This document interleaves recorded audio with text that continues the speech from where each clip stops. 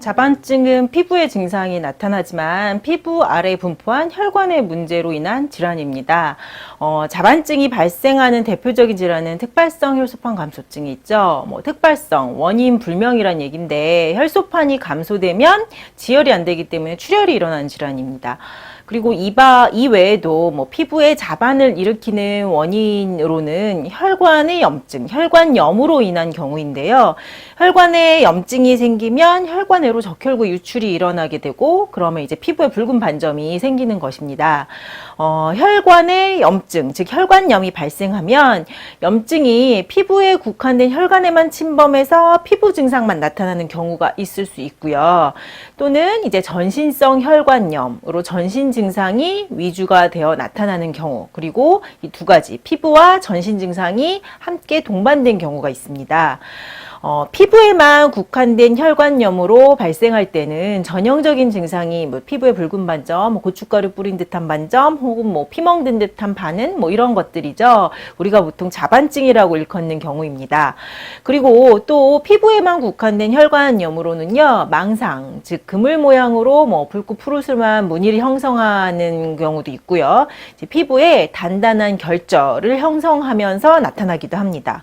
그리고 염증으로 피부에 수포나 괴사 혹은 궤양 혹은 이제 두드러기양 병변 등이 나타날 수도 있습니다. 다양한 패턴으로 나타나는 거죠. 피부에만 나타나는 혈관염도요.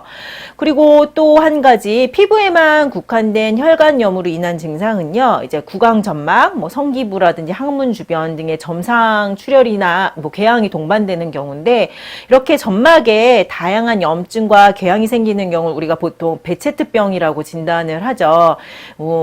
많이들 들어보신 베체트병 또한 이제 혈관의 염증으로 인해 발생하는 질환입니다. 피부에만 국한된 것이 아니라 이제 전신성 혈관염으로 인해 발생하는 전신 증상으로 나타나는 증상은요. 대표적인 증상이 이제 발열, 근육통, 관절통 등등입니다. 그리고 이제 위장관에 만약에 침입이 된 경우에는 구토나 설사나 혈변 등등도 나타날 수 있죠. 혈관염으로 전신 증상이 나타나는 이유는 이제 혈관은 전신이나 오장육부, 인체의 어느 곳에나 분포되어 있기 때문입니다. 즉 이제 피부 주변에 모세혈관과 같은 작은 혈관에만 국소적으로 염증이 있었다면 피부 증상 위주의 증상이 나타날 것이고요. 대중 크기의 혈관에 침범하게 되면 전신 증상이 위주로 나타난다라고 생각하시면 됩니다. 5세 이하의 소아에게 어린 소아에게 주로 발생한다고 알려진 이제 고열, 결막 충혈, 이제 딸기혀, 손발바닥에 홍반 등을 형성하는 이제 가와사키 병이 이런 전신성 혈관염의 대표적인 형태라고 또 생각하시면 됩니다. 이제 의외로 혈관염이라는 질환들이 많이 들어본 것들이죠. 간혹 이제 자반증 환자분들을 치료하다 보면요, 피부에 붉은 반점이 일어나기 한참 전부터 원인 모를 고열이 수시로 발생했다거나, 장염이나 혈변 등을 수시로 봤다거나, 아니면 구내염이나 성기 주변의 염증, 이런 것들이 수시로 발생했다 등등 하는 증상을 있었는데, 대수롭지 않게 여겼다라는 말씀을 많이 하시는데요. 이런 증상들, 이런 질환들이 모두 혈관염으로 인해 발생하는 증상이기 때문에 피부에만 나타나는 자반증이냐 아니냐의 차이일 뿐이지 이미 이전부터 혈관염이 진행되다가 이제 피부까지 드러났다 혹은 피부와 전신 증상이 동반되었다라고 생각을 하시면 됩니다. 혈관염으로 인한 각종 질환은요, 서양의학적인 치료는 대증 치료죠. 통증이나 발열, 그 다음에 피부 증상 등에 따라서 항염증제, 항히스타민제, 뎁손, 콜친류 등의 약물이나 스테로이드, 면역 억제 등을 처방하는 것이 일반적이죠.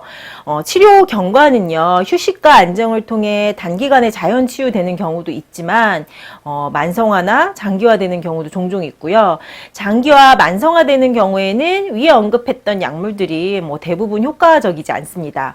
이유는 반복적인 염증이 혈관에 지속되는 것은 면역 기능의 이상으로 원인 모를 염증 반응이 반복되는 것인데 스테로이드나 면역 억제제 등의 약물이 면역 기능을 이제 정상화시켜서 염증을 해결하는 것이 아니라 면역 기능을 억제시키면서 염증을 진정시키기 때문입니다. 이런 약물을 복용하여도 증상이 치료되지 않으면서 이제 점차 염증은 더 많은 혈관을 침입하게 되고요. 또 스테로이드나 면역 억제제를 줄이게 되면 이제 증상이 더 악화가 되는 뭐 리바운드 현상이 나타나면서 이러지도 저러지도 못하는 상태가 된다고 이제 환자분들이 많이 얘기를 하시죠. 혈관염으로 인한 증상들, 피부의 붉은 반점, 색 변화 같은 가벼운 증상부터요, 피부의 궤양이나 발열, 통증 등 다양하고 변화무쌍한 증상들이 나타날 수 있습니다. 혈관 질환은 혈관 그리고 혈액의 특성상 증상 변화가 빠르기 때문에 다양한 증상이 수시로 나타날 수도 있습니다. 하지만 또 반면 정확한 진단과 치료, 그다음에 뭐 체질에 맞는 약물을 선별하고 생활 교정이 동반된다면 좋은 예후를 빨리 경험할 수 있는 질환이기도 합니다. 혈관염, 정확한 진단과 면역 기능 자체를 회복시키는 치료, 그리고 정확한 예후 판정을 할 수 있는 치료 과정, 이 모든 것이 다 중요합니다.